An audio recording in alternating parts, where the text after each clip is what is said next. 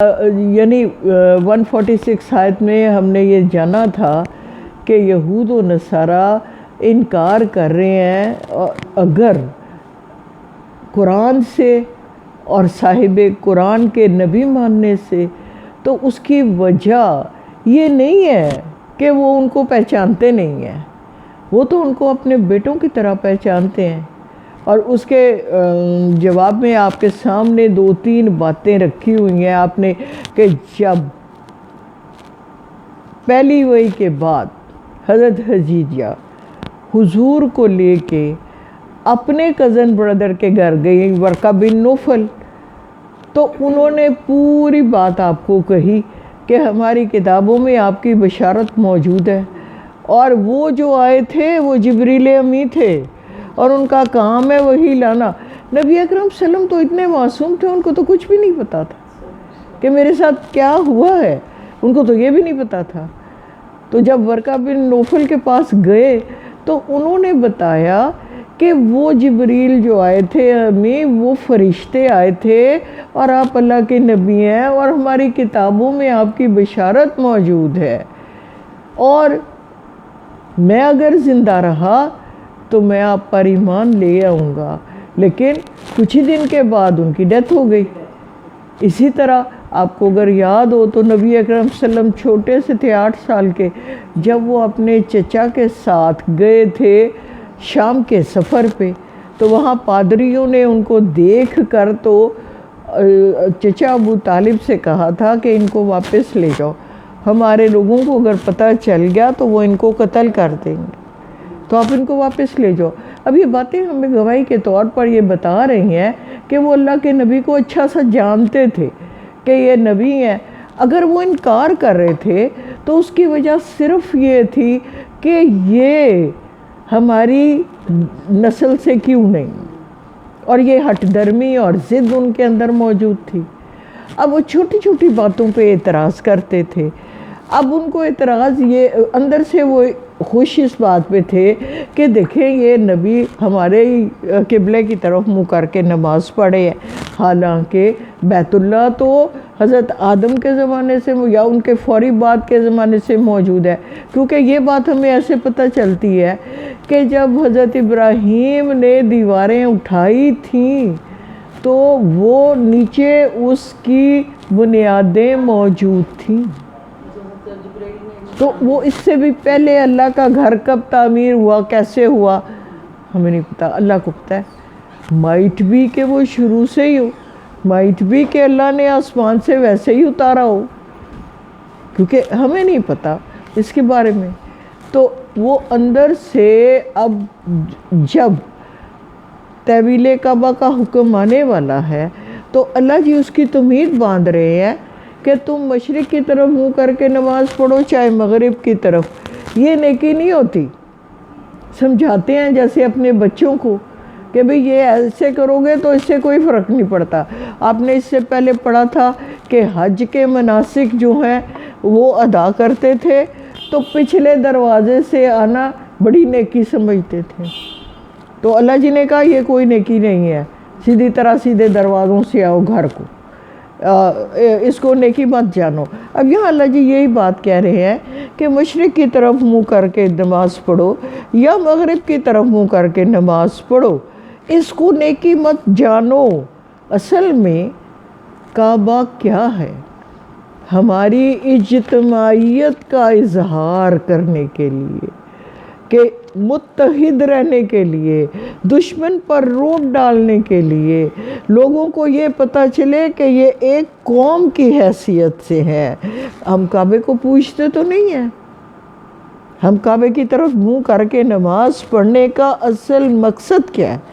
مقصد یہ ہے کہ ہمارے درمیان یکسانیت ہو، ہم ایک جیسے۔ یہ بدقسمتی ہے کہ ہم نے خود کو گروہوں میں تقسیم کر لیا ہے، بریلوی ہو گیا، دیوبندی ہو گیا، فلانا ہو گیا، ٹمکانا ہو گیا، تو یہ ہماری بدقسمتی ہے۔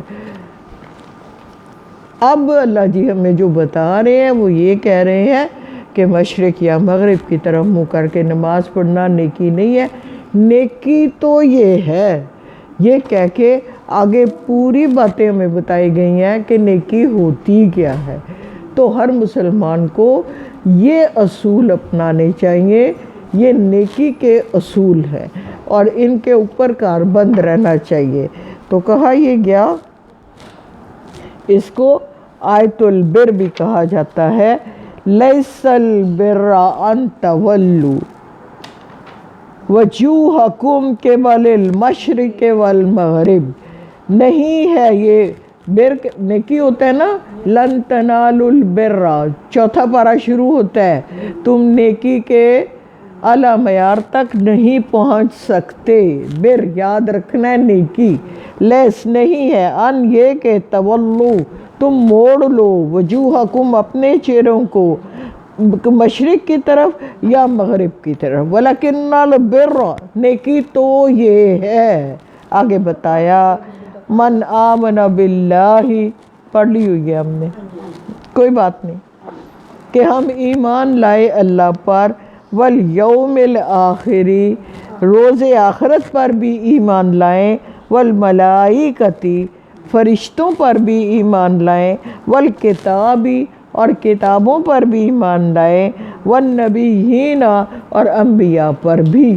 یعنی اللہ جی نے دوسرے لفظوں میں یہ بات کہی ہے کہ آپ جو نبیوں پر ایمان نہیں لا رہے، آپ جو قرآن پر ایمان نہیں لا رہے، آپ جو فرشتوں پر ایمان نہیں لا رہے، تو یہ کرنے کے کام ہیں کس کو؟ یہود و نصارہ کو اصل میں کہا جا رہا ہے کہ کرنے کے کام یہ ہیں، اللہ پر ایمان لاؤ سب سے پہلے، اللہ کو اس کی پوری طاقتوں کے ساتھ پکارو، اس کی جو خصوصیات ہیں ان کو ذہن میں رکھو۔ خصوصیات کے لیے ہم کیا کرتے ہیں؟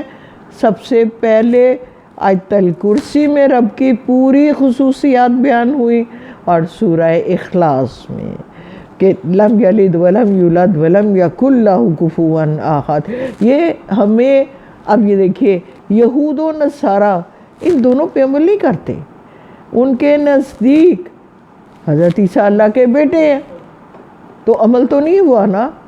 اسی طرح یہود جو ہے وہ حضرت عزیر کو اللہ کا بیٹا کہتے ہیں، تو یہ بھی عمل تو نہیں ہوا نا۔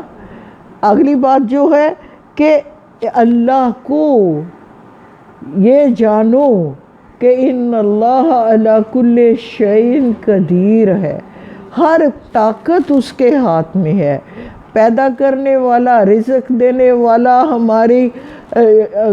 ہمیں آزمائشوں میں ڈالنے والا، ہمیں آزمائشوں سے نکالنے والا۔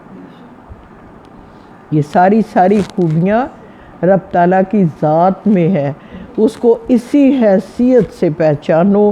یہ ہے ایمان باللہ، کہ اللہ پر ایمان لاؤ۔ پھر یہ کہا روز آخرت پر ایمان لاؤ، کہ آخرت ہمیں ایک دن اللہ کے سامنے حاضر ہو کر اپنے اعمال کا حساب دینا ہوگا۔ سو ہمیں دنیا میں اپنے اعمال کو اس طرح لے کر چلنا ہے کہ ہمیں پتہ ہو کہ جو ہم نے اللہ نے ہمیں حکم دیے ہیں، ہم ان کے مطابق زندگی بسر کر رہے ہیں یا نہیں کر رہے، تبھی آخرت کے لیے کام کریں گے نا۔ جب قرآن کو ہم ترجمے سے نہیں پڑھیں گے، جب قرآن کو ہم سمجھ کے نہیں پڑھیں گے، تو یہ وہ کتاب ہے جس کو میں آپ کو اور مجھے زندگی گزارنے کے طریقے بتائے گئے ہیں۔ چھوٹی سے چھوٹی، باریک سے باریک بات جو عام زندگی میں ہم چھپاتے ہیں، وہ بھی ساری باتیں اللہ نے قرآن میں کھول کر بیان کر دی۔ کہ آپ کو پتہ ہے حیض کے معاملات بیان کر دیے، طلاق کے معاملات بیان کر دیے، ہم بستری کے لیے جو جانا آنا یا جو طریقہ ہے، جو راستہ ہے، وہ سارے بتائے اسی قرآن میں ہم سب کو۔ تو بدقسمتی ہے کہ ہم اس کو سمجھ کے نہ پڑھیں۔ اس کو سمجھ کے پڑھنا اتنا ہی ضروری ہے جتنا کھانا کھانا، یا ایمان مکمل ہی نہیں ہوتا میرے نزدیک۔ اور بہت سارے علماء یہ کہتے ہیں کہ قرآن کو سمجھ کے نہ پڑھنا کبیرہ گناہ ہے۔ تو اللہ تعالیٰ ہم سب کو معاف کرے جو گزر گئی زندگی اور جس میں ہم نے قرآن کو نہیں سمجھا اور قرآن کے بارے میں نہیں پڑھا، اس کے لیے ہمیں رب سے ہر وقت توبہ کرنی چاہیے، کیونکہ 40 گھر چاروں طرف اگر کوئی عالم موجود ہے تو یہ اس کی بھی ذمہ داری ہے کہ وہ آپ تک پہنچائے، اور اگر آپ نہیں جاتے تو اس کا گناہ آپ پر بھی ہے کہ آپ کے پاس عالم موجود تھا کوئی اور آپ نے اس سے فیض نہیں لیا، آپ نے اس سے سمجھ کر نہیں پڑھا۔ تو جیسے جیسے جہاں جہاں آپ کو موقع ملے ضرور قرآن کو سمجھ کے پڑھیں اور اپنے راستے کا تعین کریں کہ ہمارا راستہ صراط مستقیم ہے۔ اور یہ بتائیں صراط مستقیم، خط مستقیم کیا ہوتا ہے؟ Mathematician, the shortest way between the two dots، shortest way، ہاں۔ تو اب آپ کو وہ شارٹیسٹ وے جو ہے دائرے کے اندر جس ڈاٹ پہ آپ کمپس رکھتے ہیں وہاں سے دائرے کی لائن تک کا جو سب سے چھوٹا راستہ ہوتا ہے اس کو ہم اردو میں خط مستقیم کہتے ہیں۔ تو گویا اللہ تک جانے کا جو راستہ ہے وہ صراط مستقیم ہے۔ دیکھیے ادھر سے بھی آپ چلے جائیں گے لیکن وہ راستے ہیں ہی لمبے، آپ ان کو شارٹ کیسے کریں گے؟ جاتے تو اللہ تک ہی ہے نا، لیکن راستہ وہ سب سے زیادہ مستند راستہ کون سا ہے؟ جو رب ہمیں بتا رہا ہے، جو صاحب قرآن، جو قرآن بتا رہا ہے اور جو صاحب قرآن بتا رہا ہے، وہ راستہ سب سے۔ اور دوسری بات کیا ہے؟ سنت پر عمل کا ثواب کیا ہے؟ فاتبعونی یحببکم اللہ ان کنتم تحبون اللہ۔ اگر تمہیں اللہ سے کچھ پیار ہے نا تو اے نبی فرما دیجئے، کل کہیے فاتبعونی، میرے پیچھے پیچھے چلے آؤ، میرا اتباع کرتے آؤ۔ اب اتباع میں اور اطاعت میں کیا فرق ہے؟ بولیں، آپ بولیں۔ اطاعت کا مطلب ہے تو کہنا مانا، لیکن اتباع کا مطلب ہے دل سے محبت۔ نہیں، اطاعت رسول کریم صلی اللہ علیہ وسلم، اتباع حضور کا ہے۔ اطاعت کا مطلب ہے، اب سن لیجئے دھیان سے، اطاعت کا مطلب ہے جو حکم ہمیں دیا گیا ہے، جسٹ ایز نماز پڑھو، روزہ رکھو، حج کرو، زکوٰۃ دو، اس پر ہم نے جب عمل کیا تو یہ اللہ کے حکموں کی اطاعت کی۔ اب کیا ہے؟ فاتبعونی، اتباع کیا ہے؟ اتباع کا درجہ اطاعت سے اونچا ہے۔ اور اتباع کیا ہے؟ نبی اکرم صلی اللہ علیہ وآلہ وسلم نے کہا نہیں، جو کہا وہ بھی، جو کر کے دکھایا وہ بھی، جس پہ آپ چپ رہے وہ بھی، اور ہم نے نوٹ کیا خود کہ یہ کر کیا رہے تھے اور پھر ہم نے وہی پیروی کر لی، اس کو اتباع کہتے ہیں۔ مثلا ایک صحابی رسول آئے، انہوں نے دیکھا کہ اللہ کے حبیب کے کرتے کو بٹن نہیں لگا ہوا، انہوں نے ساری زندگی کرتے کو بٹن ہی نہیں لگایا۔ کہ میں نے دیکھا تھا جہاد پہ جا رہے تھے، علی مرتضیٰ ایک جگہ جا کے رک گئے، آگے نالا تھا، حضور صلی اللہ علیہ وآلہ وسلم کہتے ہیں علی رک کیوں گئے ہو؟ کہتے ہیں یا رسول اللہ صلی اللہ علیہ وسلم یہ ذہن سے محو ہو گیا کہ اس نالے کو کراس کرتے ہوئے اپنے دائیں پاؤں پہلے اٹھایا تھا کہ بایاں اٹھایا تھا۔ اب بات کو سمجھانے کا مطلب یہ ہے جو کام صاحب قرآن نے کیے ہمارے اتباع کے لیے کیے، کہ آپ نے اس پر قدم رکھ کے چلنا ہے۔ جو حضور کی سنتیں جب ہم اپنے اندر ڈالیں گے تو پھر नतीजा क्या निकलेगा, युहब्बिबकुमुल्लाह, अल्लाह कहता है मैं आपसे प्यार करने लग जाऊंगा, और यगफिर लकुम ज़ुनूबकुम, माफ़ कर दूंगा तुम्हारे सारे गुनाह। अब क्लियर हो मुझे से। तो अगर गुनाहों को माफ़, As it is, हाँ। तो मोहब्बत भी है लेकिन as it is follow करना, हाँ जैसे वो। हाँ ऐसा ही है। अब देखिए ना, इत्तफाक की बात है ना कि प्यारे नबी सल्लम के बटन नहीं था, इत्तफाक है ना, हुजूर ने तो शायद बाद में लगा भी लिया हो, और उस बंदे ने कहा कि चूँकि नहीं लगा हुआ था तो मैंने भी नहीं लगाना। अब जो मुसलमान को क्या कहा गया, और मुसलमान कहता क्या है, समेना वाताना, अतात कर ली मैंने, सुन भी लिया, अब हुक्म मानूंगा भी। जबकि यहूद के ने क्या कहा था अल्लाह को, समेना वासैना, सुन तो लिया है, नाफरमानी करेंगे, नहीं मानेंगे। सुनिए तो बहरहाल हम असल बात क्या कर रहे थे कि रोज़े आखरत पर ईमान उस वक्त ला सकते हैं जब हमें कुरान का सही इल्म हो, और उन्हीं रास्तों पे हम चलें, और वो रास्ते हमें दिखाएगा कौन, कुरान दिखाएगा, और साहिब कुरान की सुन्नत दिखाएगी, तो हमें उसको फॉलो करना है। और उसी के मुताबिक जब ज़िंदगी बसर करेंगे तो अल्लाह ताला कह रहा है कि यगफिर लकुम ज़ुनूबकुम, तुम्हारे सारे गुनाह माफ़ कर दूँगा। तो रोज़े आखरत में हमें अल्लाह को राज़ी करना है ना।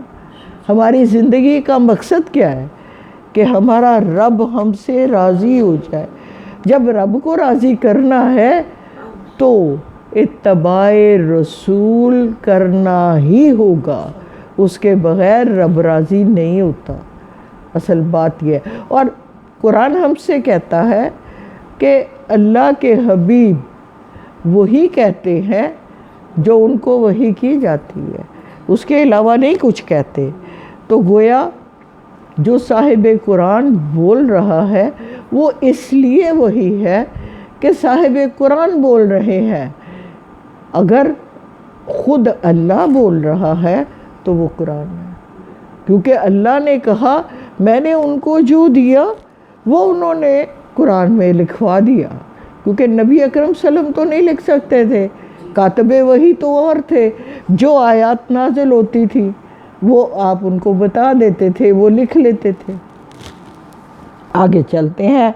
अब अगली बात है मलाइका, और कि मलाइका पे ईमान का मतलब क्या है कि अल्लाह के पास एक फ़ोर्स ऐसी मौजूद है जो हमें नज़र नहीं आती, लेकिन अल्लाह ताला निज़ाम दुनिया उसी के ज़रिए से चला रहा है। हर निज़ाम जो चल रहा है अल्लाह की फ़ोर्स से चल रहा है।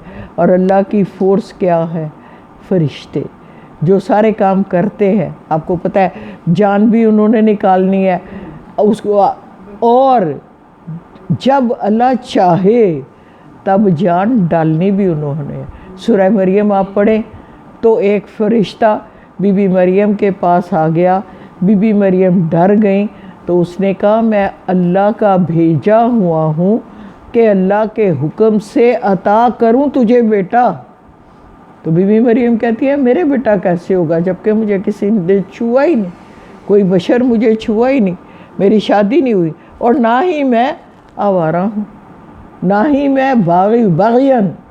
तो फिर तो वो कहता है जब वो चाहता है तो ऐसे ही होता है कि ऐसे ही होगा, क्योंकि वो अब दूसरी बार फरिश्ता कब आया ज़रा सोचे। और हमें जो कुरान में पढ़ा है उससे हमें क्या पता चलता है कि जब कौम लूत को डालना था अज़ाब में तो उस वक्त फरिश्ते पहले हज़रत इब्राहीम के पास गए थे, याद है?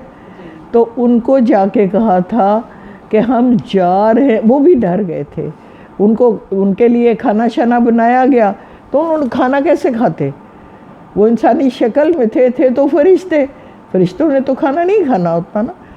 तो फिर उन्होंने कहा, जब उन्होंने खाना नहीं खाया تو حضرت ابراہیم کو کھٹکا ہوا کہ یہ فرشتے ہیں جو کھانا نہیں کھا رہے. تب انہوں نے بتایا کہ ہمیں اللہ نے بھیجا ہے کہ قوم لوط کی آزمائش کے لیے.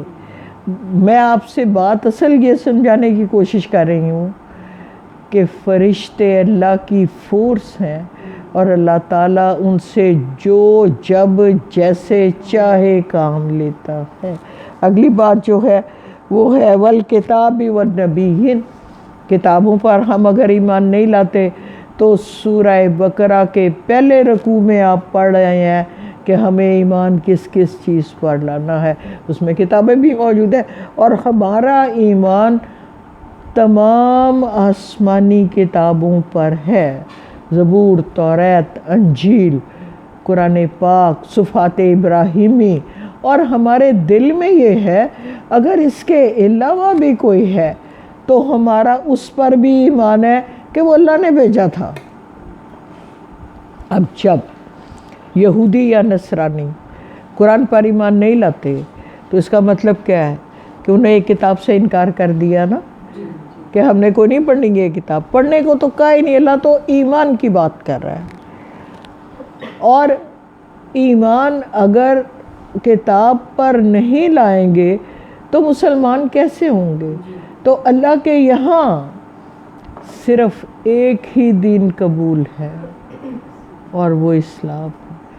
قرآن ہم سے کہتا ہے اللہ نے تمہارے لیے دین اسلام کو چن لیا ہے، پسند فرمایا ہے، اسی کے مطابق زندگی بسر کرو.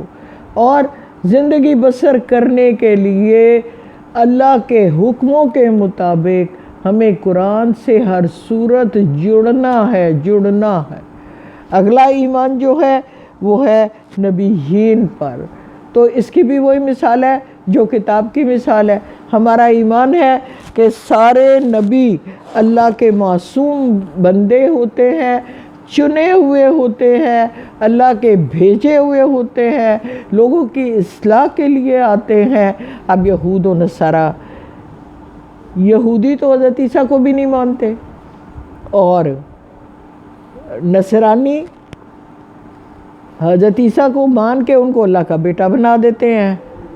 اور ہم مسلمان تمام انبیاء پر یقین ایمان رکھتے ہیں کہ وہ اللہ ہی کے بندے تھے.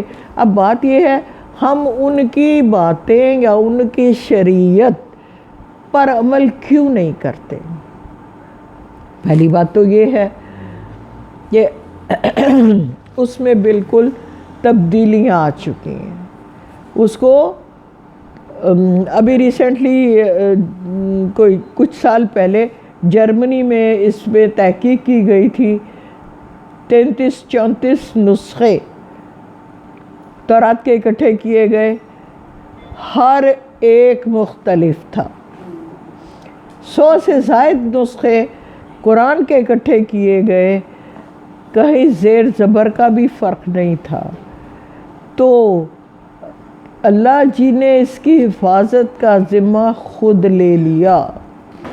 یہ ہمارا ایمان ہے کہ یہود و نصارہ کو بھی جو کتابیں ملیں وہ اللہ کے کلام کا اور اس قرآن ہی کا حصہ تھیں.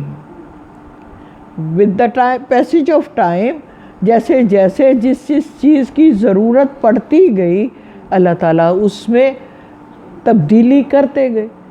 جیسا کہ سورہ بقرہ کی ایک آیت ہے جہاں یہ کہا گیا ہے کہ جب کوئی مرد فوت ہو جائے تو اس کی بیوہ چاہے 2 ہوں چاہے 3 ہو یا 4 ہو، ان کو 1 سال تک خرچہ بھی دیا کرو اور گھر سے مت نکالو، سوائے اس کے کہ وہ خود کوئی معروف طریقہ اختیار کریں یا نکاح کر لیں. نہیں، یہ نہیں کرنا. تو پھر ایسی صورت میں کیا ہوتا ہے؟ کچھ ہی دیر بعد جب سورہ نساء جو ہے وہ نازل ہو گئی تو اس میں اللہ جی نے حق بیان کر دیا کہ بیوہ کا وراثت میں 8واں حصہ ہے، تو یہ آیت رک گئی، اس پہ عمل روک دیا گیا۔ میں آپ کو یہ بتانے کی کوشش کر رہی ہوں کہ جو یہود و نصارہ کی کتابیں ہیں، پہلی بات تو یہ کہ اس میں تحریف بہت زیادہ ہو گئی ہے اور اس پر عمل ممکن نہیں ہے۔ دوسری بات یہ کہ اللہ جی جب جو مناسب سمجھتے رہے اس کو حذف کر دیا، اور اس سے بہتر قرآن کی آیت میں یہ کہا گیا جب ہم کسی آیت کو منسوخ کرتے ہیں یا تو ویسی یا اس سے بہتر اور لے آتے، بس۔ تو گویا ان کتابوں پہ عمل کرنا ہمیں نہیں کہا گیا، ہمیں کہا گیا ان کتابوں پر ایمان رکھنا ہے کہ وہ کتابیں اللہ ہی کی طرف سے ہیں، لیکن شریعت آپ کی اور عمل آپ کو قرآن پہ کرنا ہے اور شریعت محمدی پر کرنا ہے۔ آپ نے عمل، یہ آیت پوری ہوئی، آگے چلتے ہیں۔ وَآتَى الْمَالَ عَلَىٰ حُبِّهِ، اور مال کو خرچ کرتے ہیں اس کی محبت کے باوجود۔ اب مال کی آپ آج بھی دیکھ لیں کتنی عزت ہے مالداروں کی، جس کے پاس مال نہیں ہے اس کی کوئی رسپیکٹ نہیں ہے۔ ہم نے آج تو بہت زیادہ ہے نا مادیت پرستی، آج تو بہت زیادہ ہے، بڑی گاڑی ہے تو بڑی عزت ہے، بڑا بینک بیلنس ہے تو بڑی عزت ہے، بڑا بنگلہ ہے تو بڑی عزت ہے۔ اب اللہ جی کیا کہتے ہیں؟ اللہ جی کہتے ہیں مال کی محبت ہم نے آپ کے دلوں میں ڈال دی ہے۔ جہاں اللہ جی بتاتے ہیں نا کہ یہ محبتیں آپ کو ہم نے دی ہیں، وہاں مال کی محبت بھی موجود ہے۔ تو پھر اس کے باوجود آپ یہ سمجھتے ہیں کہ اللہ نے کہا ہے کہ خرچہ کرو۔ ابھی میں نے سورہ اس کی 4 پارے کی پہلی آیت پڑھ کے آپ کو سنائی ہے، لَن تَنَالُوا الْبِرَّ حَتَّى تُنْفِقُوا مِمَّا تُحِبُّونَ، یعنی تم اس وقت تک نیکی کے اعلیٰ معیار پر پہنچ ہی نہیں سکتے جب تک تم اس میں سے خرچ نہ کرو گے جو تمہیں پسند ہے۔ تو ہمیشہ اللہ پاک نے ہم سب کو کہا ہے کہ اللہ کی راہ میں خرچہ کرو۔ جب تمہارے دین کو مال کی ضرورت ہے تو مال خرچ کرو، اس مال کو سنبھال کے نہ رکھ۔ دین کے آپ کو جہاد کی کتنی باتیں یاد ہیں۔ حضرت ابوبکر سارا مال لے آئے اپنا جہاد کے غرض سے، غزوہ تبوک کے موقع پر بھی، اور یہ بات کرنے کا مقصد کیا ہے؟ میرا دین خرچے کا حکم دیتا ہے کہ آپ اپنی قرآن میں آئے گا آگے کہ آپ سے پوچھتے ہیں کہ کیا خرچہ کریں، تو آپ کہیں اپنی ضرورت کے علاوہ جو ہے وہ خرچہ کریں۔ پھر یہ بھی بتایا کہ کس کس کا خرچہ کریں۔ اس میں سب سے پہلے کیا؟ وَبِالْوَالِدَيْنِ احسانا، آگے وَبِالْوَالِدَيْنِ ذِي الْقُرْبَى وَالْيَتَامَى وَالْمَسَاكِينَ وَابْنِ السَّبِيلِ وَالسَّائِلِينَ وَفِي الرِّقَابِ، یہ وہ سارے لوگ ہیں جن پر آپ نے خرچہ کرنا ہے۔ یہ ہمیں یہاں اللہ جی نے کہا کہ وہ نیک لوگ کون سے ہیں، نیکی کیا ہے کہ وہ لوگ اللہ کی راہ میں خرچہ کرتے ہیں۔ آگے تفصیل بتا دی، ذوی القربى والیتامى والمساکین وابن السبیل والسائلین وفی الرقاب، یہ ساری باتیں آپ کو پتہ ہے۔ وہ شخص جواب دہ ہے اللہ کے آگے جس نے خود کھا لیا اور اس کا رشتہ دار کوئی بھوکا سو گیا۔ تو ہمیں اپنے رشتہ داروں کا دھیان رکھنا ہے، کوئی بھوکا تو نہیں سو رہا، اور اس کو جس طریقے سے ہو سکے آپ نے وسائل بنا دیں اس کے، یا کچھ اور اس طرح کا سلسلہ بنا دیں کہ اس کو کھانا ملے۔ سب سے زیادہ کرائم کب ہوتے ہیں؟ جب پیٹ میں روٹی نہیں ہوتی، جب پیٹ میں روٹی نہیں ہوتی تو سب سے زیادہ، یا جب دوائی کے لیے پیسے نہیں ہوتے۔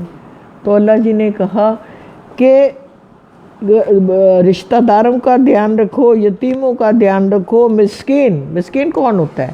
جو مانگتا نہیں ہے، جس کے پیٹ میں روٹی نہیں ہوتی، اور اس کی شکل سے آپ کو خود پتہ لگانا ہے کہ اس کے پیٹ میں روٹی نہیں ہے۔ آگے کہا وابن السبیل، مسافر چاہے اپنے گھر میں بادشاہ بھی ہے پھر بھی اس پہ زکوٰۃ لاگو ہے، یہ اللہ کا حکم ہے۔ تو آپ دیکھ لیجئے یہاں یہ کہا گیا کہ مسافر کو بھی آپ نے خرچہ کرنا ہے، اس پر بھی زکوٰۃ کے علاوہ بھی۔ وسائل، جو سوال کرنے والے ہیں آپ سے مانگتے ہیں، بڑا مشکل ہوتا ہے سوال کرنا کسی سے کہ میں نیا دے دے، میں نیا دے دے، میں نیا دے دے۔ عادت پڑ جائے تو اور بات ہے، لیکن یہ کہنا کہ مجھے یہ چاہیے، مجھے وہ چاہیے، بڑا مشکل کام ہے۔ تو اللہ جی کہتے ہیں آپ کو نہیں پتہ ہوتا کہ سائل کو کس مجبوری نے آپ کے در پہ لا دیا ہے، تو وہ اگر سوال کرے آپ سے تو اس کو بھی کچھ دے دلا کے رخصت کرو۔ آپ کے گھروں سے سائل خالی نہ جائے۔ کیوں؟ اللہ کے نبی کی ایک حدیث سے یہ بات واضح ہوتی ہے کہ اللہ یہ کہہ رہا ہے کہ میں تمہارے در پہ آیا، تم نے مجھے کھانا نہیں کھلایا، میں تمہارے در پہ آیا، تم نے مجھے پانی نہیں پلایا۔ تو پوچھا جائے گا اللہ جی آپ کو کیا ضرورت ہے، آپ تو خود رب ذوالجلال والاکرام ہیں۔ تو اللہ جی کہے گا میرا فلاں بندہ تمہارے پاس آیا تھا اور اس کو بھوک تھی، تم نے اس کو کھانا نہیں دیا تھا، تو وہ میں نے بھیجا تھا تمہارے کہ تمہاری نیکی میں اضافہ ہو جائے، تو تم نے اس کو کھانا نہیں دیا۔ وہ پھر رکاب، غلام آزاد کرنا، گردن چھڑانا۔ اب تو غلام نہیں ہوتے، اب جب غلام نہیں ہے تو یہ صورت کیا ہوگی؟ اس کی صورت یہ ہوگی کوئی بیمار ہے، اس کے پاس پیسے نہیں ہیں علاج کے، کوئی دوائی چاہیے، یا قرضے میں ہے، کوئی قرضے میں ہے تو آپ اس کی ہیلپ کر دیجئے۔ آگے کہا وَأَقَامُوا الصَّلَاةَ، نماز کو قائم کرتے ہیں، وَآتَوُا الزَّکَاةَ، اور زکوٰۃ بھی ادا کرتے ہیں۔ یہ دیکھیے اوپر مال کا خرچہ الگ بتا دیا ہے اور زکوٰۃ الگ بتائی ہے۔ یہ یاد رہے، ہم زکوٰۃ بھی دے کے اللہ پر احسان رکھتے ہیں۔ اللہ کہتا ہے زکوٰۃیں دینی ہیں، اس کے علاوہ جو کرو گے خیرات وہ بھی کرنی ضروری ہے۔ آگے کہا کہ الصلاۃ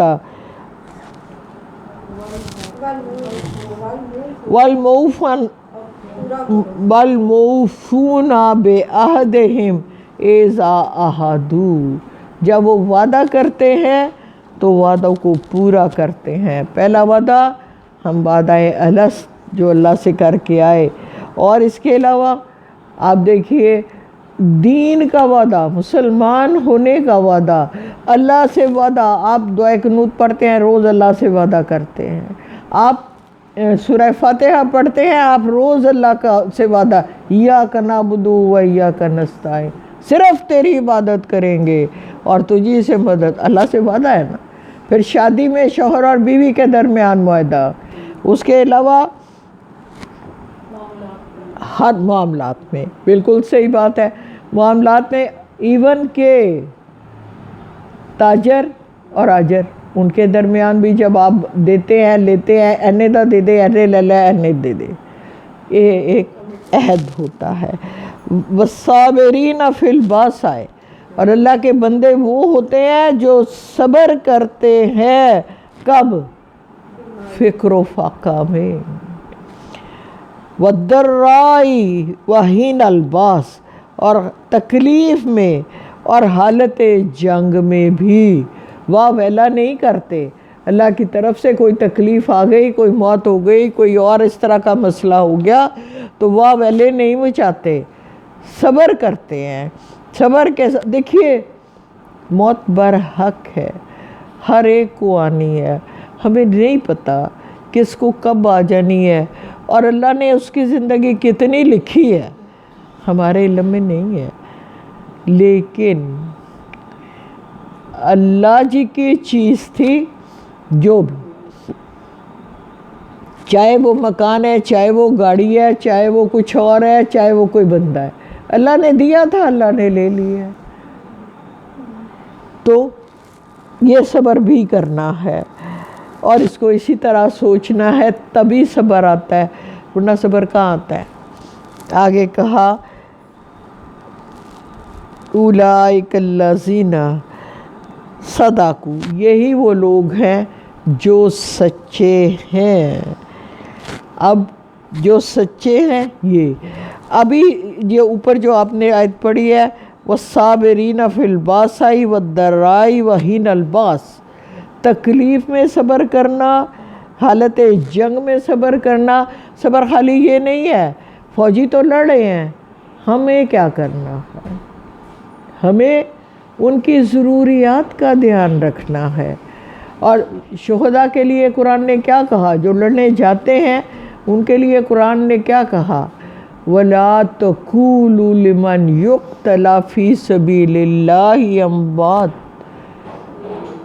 بَلْ أَحْيَاءٌ وَلَٰكِن لَا تَشْعُرُونَ، جو اللہ کی راہ میں شہید ہو گئے ان کو مردہ مت کہو، وہ تو زندہ ہیں مگر تمہیں اس کا شعور نہیں ہے۔ ایک اور جگہ میں قرآن میں کہا گیا ہے وہ تو زندہ ہیں، قندیلوں میں رزق کھا رہے ہیں۔ تو رزق تو زندہ ہی کھاتے ہیں نا، مردہ تو نہیں کھاتا۔ تو علم کی راہ پہ چلنے والوں کو بھی اللہ کے نبی کہتے ہیں جہاد کا درجہ ملتا ہے، اور علم کی راہ میں چلنے والے لوگ، آپ جیسے لوگ اسی راستے پہ چلتے ہوئے اگر موت آتی ہے تو وہ شہادت کی موت ہوتی ہے۔ اللہ کے نبی کیا کہتے ہیں، ایک صحابی بیٹھے تھے مجمع میں، حضور بھی بیٹھے ہیں، نبی اکرم صلی اللہ علیہ وسلم کہتے ہیں آپ میں سے کون کون یہ چاہے گا کہ ڈبل کوہان والی اونٹنی اس کو مل جائے؟ تو صحابہ بولے یا رسول اللہ صلی اللہ علیہ وسلم ایسا کون ہوگا جو وہ نہیں چاہے گا، کیونکہ جو ڈبل کوہان والی اونٹنی ہوتی ہے وہ زیادہ مہنگی ہوتی ہے۔ تو کہتے ہیں 2 آیات قرآن کی پڑھا دیا کرو، پڑھانے کے قابل نہیں ہو تو پڑھ لیا کرو، آئندہ جب کبھی چھٹی کا ارادہ بنے تو یہ سوچا کریں کہ آج کی 2 اونٹنیاں جانے دیں، نہیں آج تو میں نے یہی سوچا تھا تنزیلہ، آج تو میں نے بالکل یہی سوچا تھا، دیر ہو گئی ہے، مجھے بیٹے کو کہا میں نے مجھے چھوڑ دینا، کہتے ہیں ماں لیٹ ہو گئے ہو بہت، میں کیا کوئی بات نہیں ہے، لوگوں کو تکلیف نہ ہو، پتہ نہیں جو آ کے بیٹھے ہیں انہوں وہ مینیج کر کے آئے ہوں گے آج کے دن کو۔ تو میں اٹھ کے چادر پکڑی ہے تو میں کہا چل گئی بس۔ تو یہ آپ کو بھی سارے کام پیچھے کر دیا کریں، سارے کام پیچھے کر دیا کرے کہ آج 2 اونٹنیاں لینی ہے اللہ جی سے، اور اللہ ہمیں یہ 2 اونٹنیاں عطا کر دے روز آخرت میں، جو ہمیں لے کے فٹافٹ جنت میں چلی جائے۔ فآخر دعوانا الحمد للہ رب العالمین۔ آذان کا ٹائم بالکل قریب ہے، 2-3 منٹ ہے آذان میں، تو اس لیے مجھے موقوف کرنا ہی پڑے گا آذان کے لیے۔ ابھی آپ یہ دیکھیں میں کتنا ٹائم رہ گیا آذان میں، دیکھیں اگر تو 5-7 منٹ ہیں تو دعا کر لیتے ہیں۔ بسم اللہ الرحمن الرحیم۔ میں نے لکھا نہیں۔